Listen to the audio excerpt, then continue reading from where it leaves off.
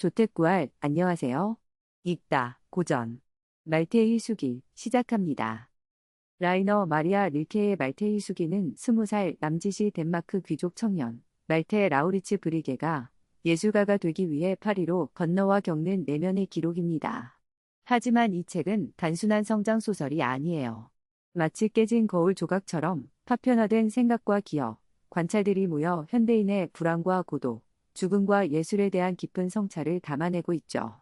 처음에는 낯설고 어려울 수 있지만 말테의 눈을 통해 바라보는 세상은 우리가 애써 외면했던 삶의 이면을 적나라하게 보여줍니다. 그의 불안과 공포는 어쩌면 우리 모두의 마음속 깊은 곳에 자리한 감정일지도 모릅니다. 함께 말테의 예민한 영혼 속으로 들어가 그가 던지는 질문들을 따라가 봅시다. 그의 고독한 여정이 끝날 때쯤 우리는 우리 자신과 세상을 조금 더 깊이 이해하게 될지도 모릅니다. 이제 릴케가 창조한 예민한 영혼, 말테 라우리츠 브리게의 세계로 함께 들어가 보겠습니다. 이 작품은 전통적인 소설의 서사 구조를 따르지 않습니다. 대신 일기 혹은 수기 형식으로 주인공 말테가 파리라는 거대하고 낯선 도시에서 겪는 경험과 내면의 성찰, 그리고 과거의 기억들이 단편적으로 이어지는 모자이크와 같습니다. 릴케 자신 또한 젊은 시절 파리에서 겪었던 극심한 가난과 고독, 그리고 예술가로서의 고뇌를 이 작품에 깊이 투영했습니다.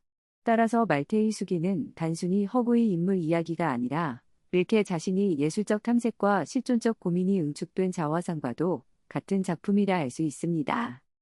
작품의 시작에서 말테는 파리라는 도시의 익명성과 죽음의 그림자에 압도당합니다.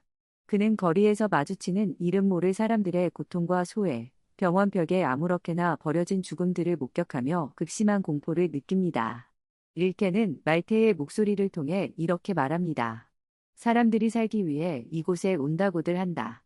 내 생각에 그들은 오히려 이곳에서 죽어간다. 이 구절은 파리라는 근대 도시 문명이 약속하는 풍요와 기회의 이면에 감춰진 인간 소외와 죽음의 일상화를 고발합니다. 말테에게 파리는 더 이상 낭만과 예술의 도시가 아니라 개별적인 삶의 존엄성이 무너지고 죽음조차 상품처럼 소비되는 거대한 죽음의 공장처럼 느껴집니다. 그는 병원에서 사람들이 자기 자신의 죽음을 갖지 못하고 그저 병원에서 제공하는 여러 죽음들 중 하나를 배정받아 죽어가는 현실을 통렬하게 비판합니다. 여기서 자기 자신의 죽음이란 무엇일까요? 이는 단순히 생물학적 죽음을 넘어 한 인간이 자신의 삶 전체를 통해 숙성시키고 완성하는 고유하고 개성적인 죽음을 의미합니다. 마치 잘 익은 과일이 나무에서 떨어지듯 삶의 의미와 무게를 온전히 담아낸 죽음. 그러나 현대사회는 이러한 개별적이고 존엄한 죽음을 불가능하게 만든다는 것이 말테, 곧 릴케의 통찰입니다. 병원이라는 시스템 속에서 죽음은 표준화되고 비인격화되어 개인의 고유한 서사는 지워지고 맙니다. 말테는 이렇게 외칩니다. 아, 시인이라면 누구나 갈망하는 저 자기 자신의 죽음을 가지고 싶다.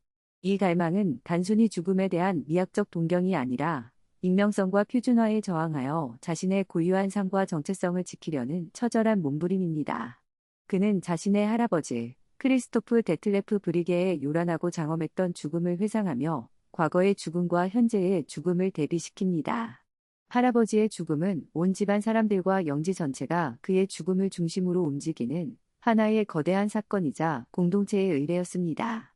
그의 죽음은 소란스럽고 격렬했지만 그것은 분명 그 자신의 죽음이었으며 그의 삶과 성격을 반영하는 고유한 것이었습니다. 반면 파리의 병원에서 목격하는 죽음들은 너무나 조용하고 너무나 비슷하며 너무나 의미 없이 처리됩니다. 이러한 파리에서의 경험은 말테로 하여금 자신의 내면, 특히 유년 시절의 기억 속으로 깊이 침잠하게 만듭니다. 그는 덴마크의 오래된 성, 울스가르드에서의 기억들을 떠올립니다. 유령이 출몰하는 복도, 벽에 걸린 초상화들, 어머니와 아버지, 그리고 신비로운 인물 아벨로네에 대한 기억들이 파편처럼 떠오릅니다. 이 기억들은 단순히 과거에 대한 향수가 아닙니다. 그것들은 현재의 말테를 형성하고 있는 근원적인 공포와 불안, 그리고 이해할 수 없는 세계에 대한 예민한 감수성을 보여줍니다. 예를 들어, 그는 어린 시절 벽 속에 살고 있다고 믿었던 손에 대한 공포를 상세히 묘사합니다. 이 보이지 않는 손은 말테의 내면에 깊이 뿌리내린 실체 없는 불안과 위협을 상징합니다. 또한 벽에 걸린 초상화들이 밤이 되면 살아 움직여 자신을 쳐다보는 듯한 느낌, 과거의 인물들이 현재의 삶에 여전히 영향을 미치는 듯한 감각은 과거와 현재, 산자와 죽은 자의 경계가 모호한 말테의 세계 인식을 드러냅니다. 릴케는 이러한 묘사를 통해 인간의 내면 깊숙한 곳에 자리한 원초적인 두려움, 합리적으로 설명할 수 없는 세계의 이면을 탐구합니다. 특히 어머니의 죽음에 대한 기억은 말테에게 깊은 영향을 미칩니다. 그는 어머니가 세상을 떠난 후에도 여전히 집안 어딘가에 그녀의 존재가 남아있는 듯한 느낌을 받습니다. 이는 죽음이 끝이 아니라 어떤 형태로든 지속될 수 있다는 생각, 혹은 사랑하는 사람을 잃은 슬픔이 만들어내는 환상이기도 합니다. 릴케는 이를 통해 죽음과 상실이라는 인간의 보편적인 경험을 섬세하게 그려냅니다. 말테의 수기에서 반복적으로 나타나는 또 다른 중요한 주제는 보는 것의 문제입니다. 그는 파리의 거리에서, 도서관에서, 사람들의 얼굴에서 무언가를 보려고 끊임없이 노력합니다. 그러나 그가 보는 것은 사물의 표면이 아니라 그 이면에 숨겨진 본질, 혹은 고통과 불안의 흔적들입니다. 그는 이렇게 씁니다. 나는 보는 것을 배우고 있다. 왜 그런지 모르겠다. 모든 것이 내 안으로 더 깊이 파고드는 것 같다. 전에는 그냥 스쳐 지나갔던 것들이. 이 보는 것을 배운다는 것은 단순히 시각적인 행위를 넘어 대상을 깊이 있게 인식하고 그 본질을 꿰뚫어 보려는 예술가의 노력을 의미합니다. 이는 릴케가 조각가 로댕에게서 받은 영향과도 깊은 관련이 있습니다. 로댕은 릴케에게 사물을 끈기 있게 관찰하고 그 형태와 본질을 파악할 때까지 끊임없이 작업하라고 가르쳤습니다. 말테는 파리의 국립도서관에서 만난 얼굴 없는 사람들을 묘사합니다. 그들은 얼굴을 가지고 있지 않았다. 그들의 얼굴은 닳아 없어진 동전처럼 흐릿했다. 이 묘사는 근대 도시 속에서 개성을 잃고 익명화된 인간 존재의 비극을 상징적으로 보여줍니다. 그는 또한 버려진 집의 벽에 남겨진 삶의 흔적들, 즉 얼룩과 냄새, 보이지 않는 기억들을 감지하며 사물 속에 응축된 시간과 경험을 읽어내려고 합니다. 이 벽에는 아직도 그들의 삶이 남아 있었다. 끈적거리고 기름지고 푸르스름한 얼룩들 속에. 이는 사물과의 깊은 교감을 통해 세계를 이해하려는 시도이며 보이지 않는 것을 보이게 만들려는 시인의 작업과 맞닿아 있습니다. 말테는 이러한 봄의 과정을 통해 자신만의 언어와 예술을 찾으려 하지만 그 과정은 고통스럽습니다. 그는 자신이 본 것을 제대로 표현할 언어를 찾지 못해 괴로워합니다. 과거의 시인들이 사용했던 언어는 더 이상 현대의 경험을 담아내기에 충분하지 않다고 느낍니다. 시는 우리가 생각하는 것처럼 감정이 아니다. 그것은 경험이다. 시 한 편을 쓰기 위해서는 많은 도시들, 사람들과 사물들을 보아야 한다. 릴케는 이 구절을 통해 진정한 예술은 단순히 감정을 표현하는 것이 아니라 깊은 경험과 관찰, 그리고 삶 전체를 통한 성찰에서 비롯된다는 자신의 예술관을 피력합니다. 시인은 세상을 깊이 있게 보고 그것을 자신만의 언어로 번역해야 하는 고독한 존재인 것입니다. 이러한 예술가로서의 고뇌는 사랑이라는 주제와도 연결됩니다. 말테는 유년 시절의 기억 속 인물인 아벨로네를 향한 사랑을 간직하고 있지만 그의 사랑은 현실적인 관계 맺음보다는 내면적인 갈망과 이상화에 가깝습니다. 그는 사랑하는 대상에게 소유되거나 의존하는 것을 두려워하며 오히려 거리를 두고 대상을 온전히 보는 것을 통해 사랑을 실현하려 합니다. 이는 릴케의 독특한 사랑관을 반영하는 것으로 그는 소유욕 없는 사랑, 상대방의 고독과 자유를 존중하는 사랑을 추구했습니다. 말테는 이렇게 말합니다. 사랑받는다는 것은 소멸하는 것이다. 아, 사랑한다는 것은 얼마나 끔찍한 일인가. 사랑한다는 것은 고독한 것이다. 이 역설적인 말은 사랑의 본질에 대한 깊은 질문을 던집니다. 진정한 사랑은 상대방을 소유하려는 욕망을 넘어서 각자의 고독을 지키며 서로의 존재를 깊이 인식하는 것일 수 있다는 가능성을 제시합니다. 작품 후반부에는 역사적 인물들에 대한 이야기가 등장합니다.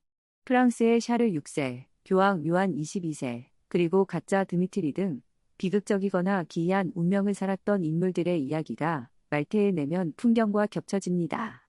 릴케는 이들의 이야기를 통해 인간 존재의 나약함, 광기, 그리고 역사 속에서 반복되는 비극을 탐구합니다.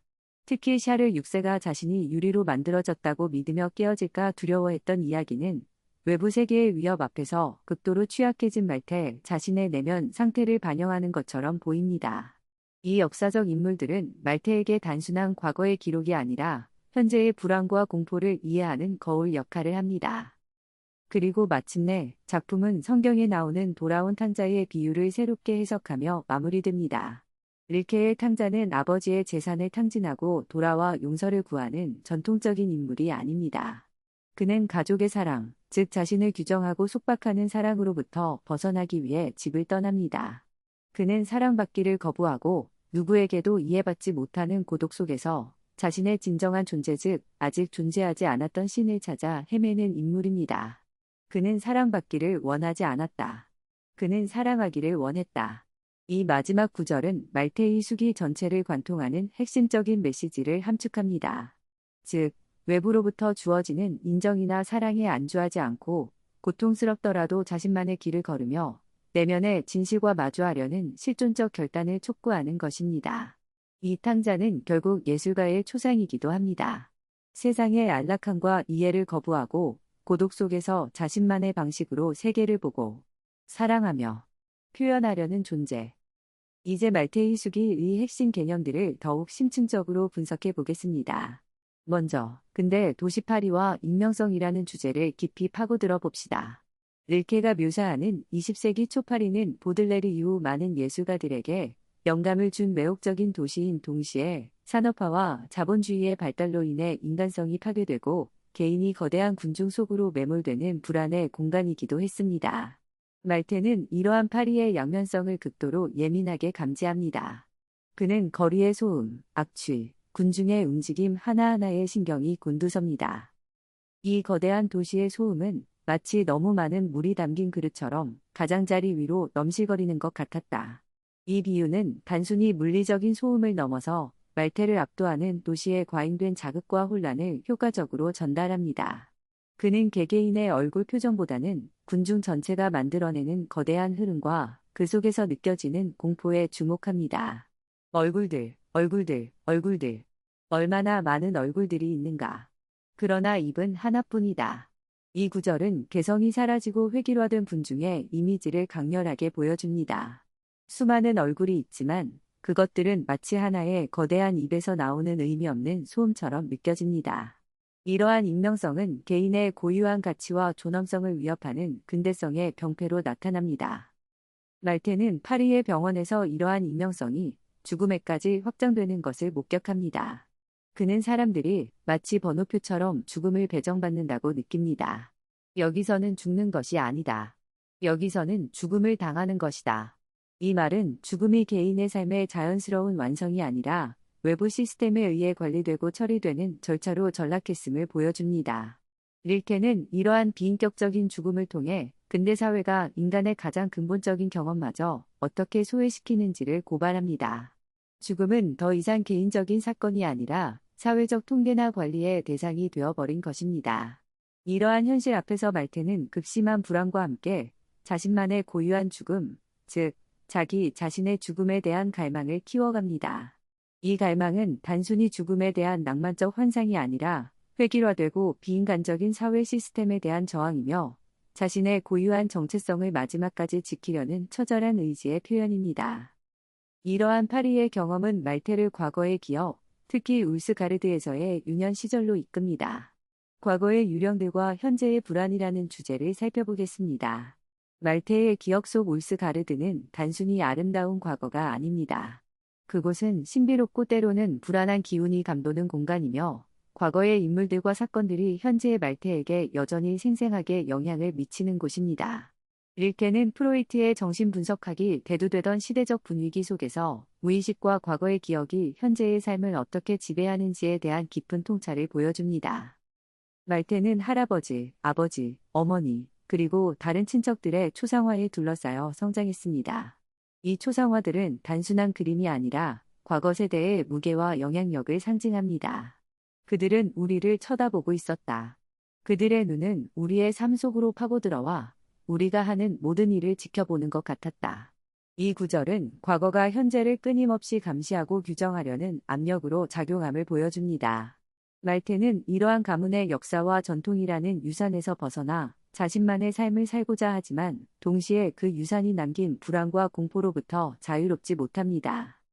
특히 어린 시절 경험했던 초자연적인 현상들에 대한 기억은 말테의 현재 불안과 깊이 연결됩니다.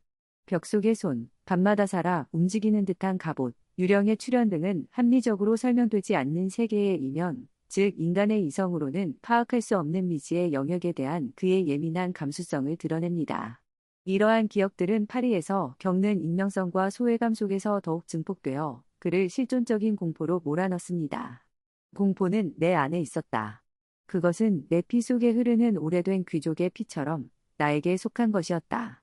말테는 자신의 불안이 단순히 현재 상황 때문만이 아니라 가문 대대로 내려오는 어떤 근원적인 공포 혹은 인간 존재 자체에 내재된 불안과 연결되어 있다고 느낍니다.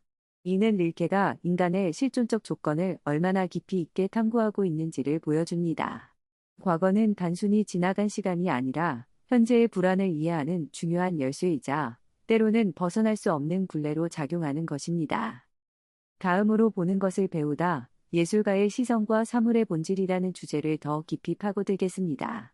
말테의 수기에서 본다는 행위는 단순한 지각을 넘어 대상이 본질을 꿰뚫어보고 그것과 깊이 교감하려는 예술적, 철학적 실천입니다. 이는 릴케가 파리에서 만난 조각가 로댕의 영향과 밀접하게 연관됩니다.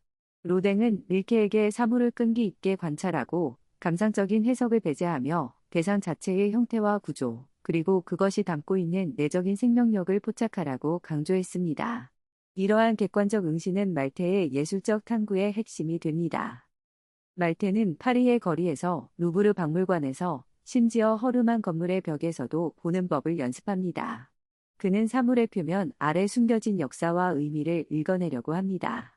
예를 들어 그는 허물어진 집의 벽에 남겨진 흔적들을 상세히 묘사하며 그곳에 살았던 사람들의 삶의 기운을 감지합니다. 이 벽은 마치 오래된 편지처럼 그들의 삶의 모든 세부 사항을 기록하고 있었다. 그들의 숨결, 그들의 땀, 그들의 꿈들이 얼룩과 균열 속에 스며들어 있었다. 이 구절은 사물이 단순한 물질이 아니라 인간의 경험과 기억을 담고 있는 살아있는 존재일 수 있다는 릴케의 생각을 보여줍니다. 말테는 이러한 사물들과의 교감을 통해 언어로 표현하기 어려운 삶의 진실에 접하고자 합니다. 그러나 이러한 봄은 고통스러운 과정이기도 합니다. 말테는 자신이 본 것을 언어로 포착하는데 어려움을 겪습니다. 나는 단어들을 가지고 있지 않다. 나는 내가 본 것을 표현할 수 없다.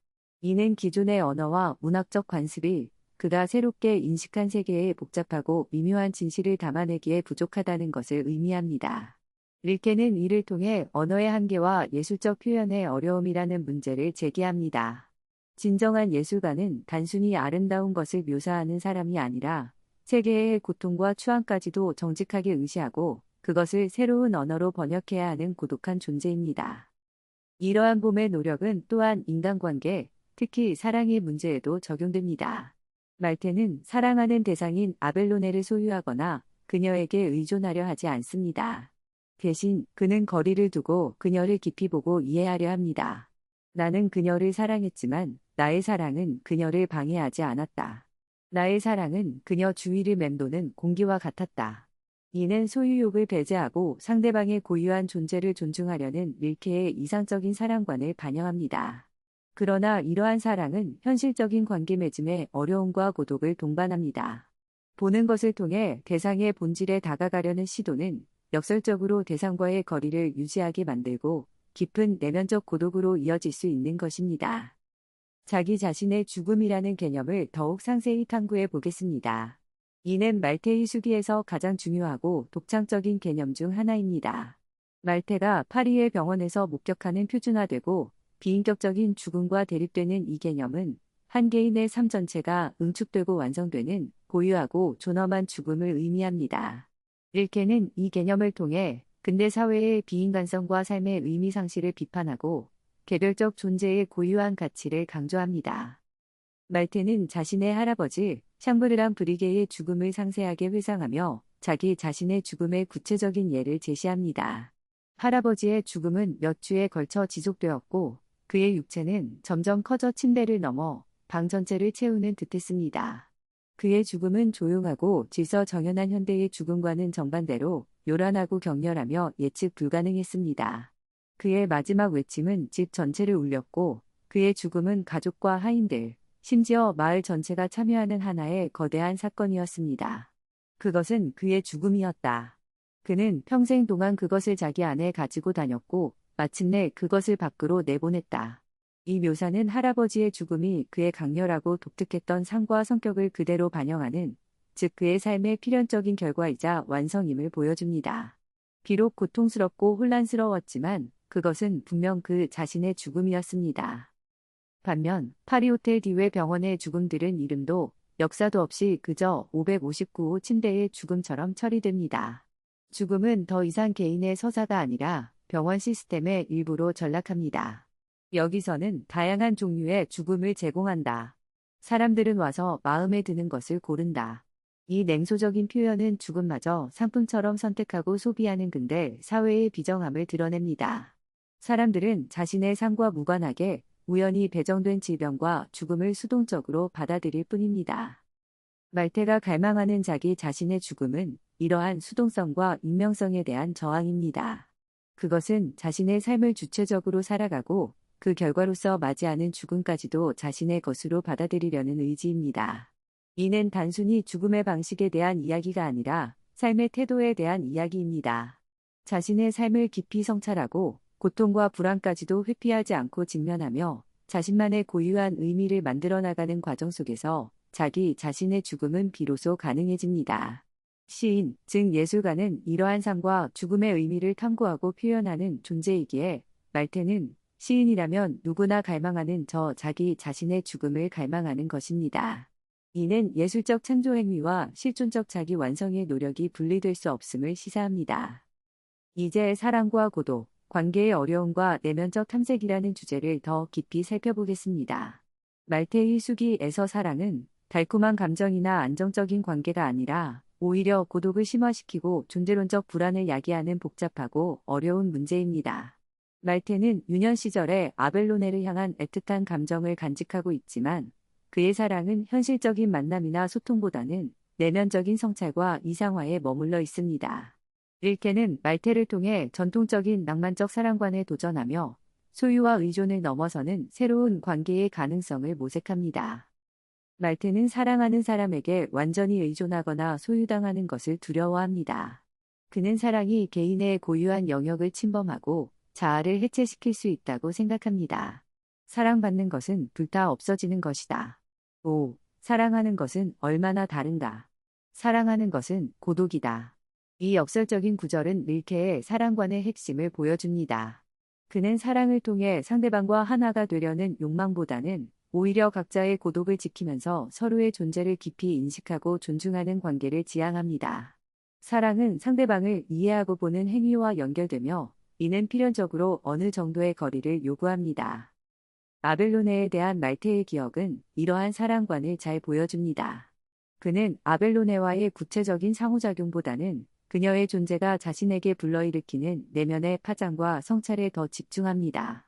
아벨로네는 그의 내면 세계 속에서 끊임없이 재해석되고 의미가 부여되는 대상입니다.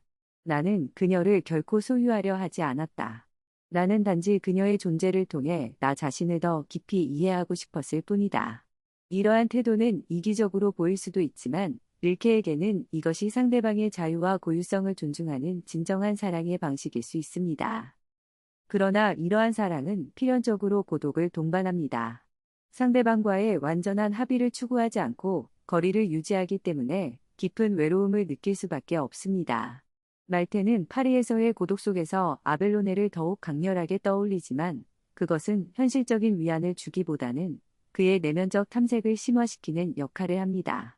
그의 사랑은 외부 세계와의 관계 맺음보다는 자기 자신과의 대면 즉 내면 세계의 깊이를 탐험하는 과정과 더 깊이 연관되어 있습니다. 릴케는 후기의 시들, 특히 두이노이 비가에서도 이러한 사랑관을 더욱 발전시킵니다.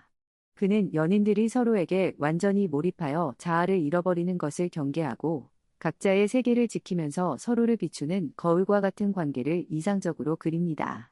말테의 수기는 이러한 릴케의 사랑과 고독에 대한 사유가 형성되는 과정을 보여주는 중요한 작품입니다.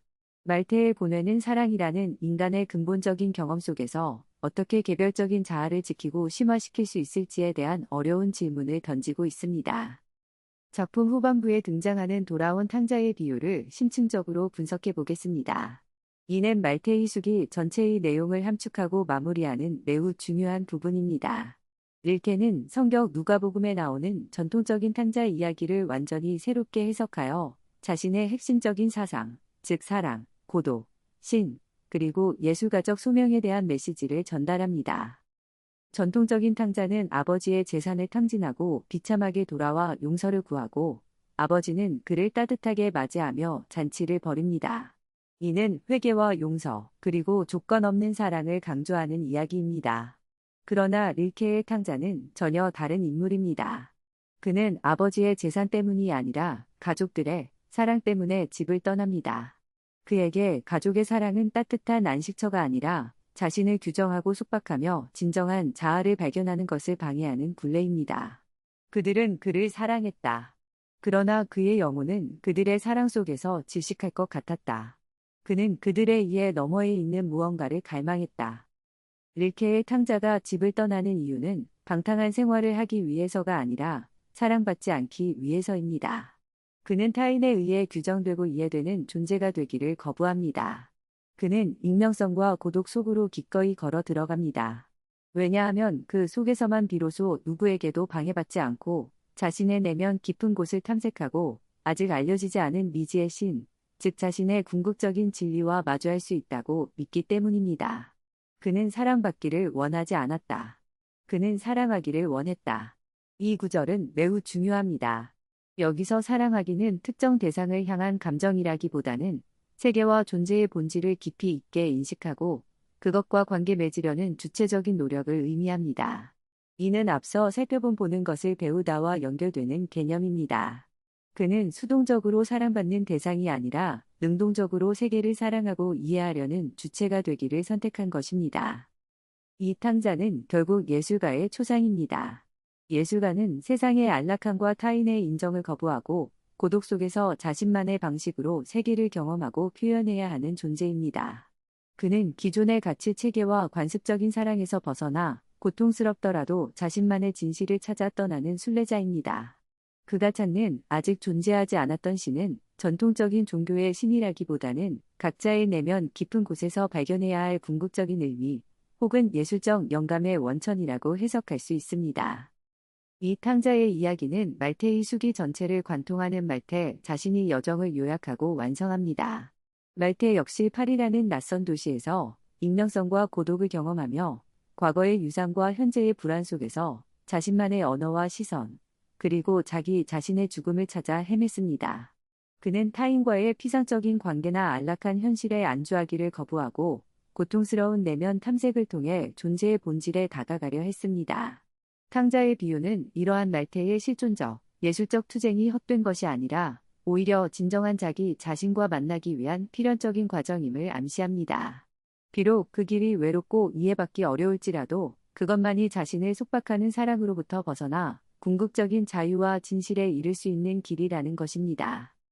따라서 말테의 수기의 결말은 희망적인 해피엔딩이라기보다는 어려운 선택과 그로 인한 고독을 감수하겠다는 결연한 의지를 보여주는 열린 결말에 가깝습니다. 탕자가 과연 그 사랑하기를 통해 무엇을 성취할지, 그가 찾는 신을 만날 수 있을지는 알 수 없습니다. 그러나 중요한 것은 그가 더 이상 사랑받는 것에 안주하지 않고 스스로 사랑하는 주체가 되기로 결단했다는 사실 자체입니다. 이는 릴케가 독자들에게 던지는 메시지이기도 합니다. 즉, 외부의 인정이나 기성 가치에 의존하지 말고 고독 속에서도 용감하게 자신의 내면을 탐색하며 자신만의 의미를 창조해 나가라는 실존적 촉구인 것입니다. 말테의 수기는 20세기 모더니즘 문학의 효시로 평가받는 작품입니다. 전통적인 서사 구조의 파괴, 파편화된 의식의 흐름, 내면 심리에 대한 깊은 탐구, 도시적 감수성과 실존적 불안의 표현 등은 이후 제임스 조이스, 버지니아 울프, 프란츠 카프카 등 많은 작가들에게 영향을 미쳤습니다. 특히 릴케가 보여준 언어의 한계에 대한 고민과 새로운 표현 방식을 찾으려는 노력은 현대 시와 소설의 발전에 중요한 기여를 했습니다. 또한 이 작품은 현대 사회를 살아가는 우리에게 여전히 깊은 울림을 줍니다. 릴케가 묘사했던 대도시의 익명성, 인간 소외, 죽음의 비인격화, 정체성의 위기 등은 오늘날 우리가 겪고 있는 문제들과 크게 다르지 않습니다. 우리는 여전히 거대한 사회 시스템 속에서 자신의 고유한 가치를 잃어버릴까 두려워하고 진정한 관계 맺음의 어려움을 느끼며 삶과 죽음의 의미에 대해 고뇌합니다. 말테의 불안과 공포는 병적인 나약함이 아니라 오히려 혼란스러운 세계의 본질을 꿰뚫어보는 예민한 감수성의 표현이라고 할 수 있습니다. 그의 고독한 여정은 우리에게 쉽고 편안한 길 대신 어렵더라도 자신의 내면과 정직하게 마주하고 자신만의 진실을 찾아 나서는 삶의 가치를 되새기게 합니다. 릴케는 말테의 수기를 통해 우리에게 이렇게 묻는 것 같습니다. 당신은 타인의 시선과 기대 속에서 안주하며 살아갈 것인가? 아니면 고독 속에서도 용감하게 보는 것을 배우고 자기 자신의 죽음을 준비하며 사랑하는 주체로 살아갈 것인가? 이 질문에 대한 답은 각자의 몫으로 남겨져 있습니다. 말테의 수기는 쉽게 읽히는 책은 아니지만 시간을 들여 천천히 음미하며 읽을 때 그 진가를 발견할 수 있는 작품입니다. 말테의 파편적인 기록들을 따라가다 보면 어느새 우리는 우리 자신의 내면 깊은 곳을 들여다보게 될 것입니다. 그의 고통과 불안 속에서 역설적으로 위안을 얻고 그의 치열한 자기 탐색 과정에서 삶을 살아가는 용기를 얻을 수 있을 것입니다. 릴케의 섬세하고 아름다운 문장들은 우리에게 익숙했던 세계를 새롭게 보게 하고 존재의 근원적인 질문들과 마주하게 할 것입니다. 이것이 바로 고전의 힘이며 말테의 수기가 오늘날까지도 많은 독자들에게 깊은 영감을 주는 이유일 것입니다. 지금까지 라이너 마리아 릴케의 말테의 수기를 함께 읽어보았습니다. 이 깊고 풍부한 작품이 여러분의 삶에 작은 울림과 생각할 거리를 남겼기를 바랍니다. 감사합니다.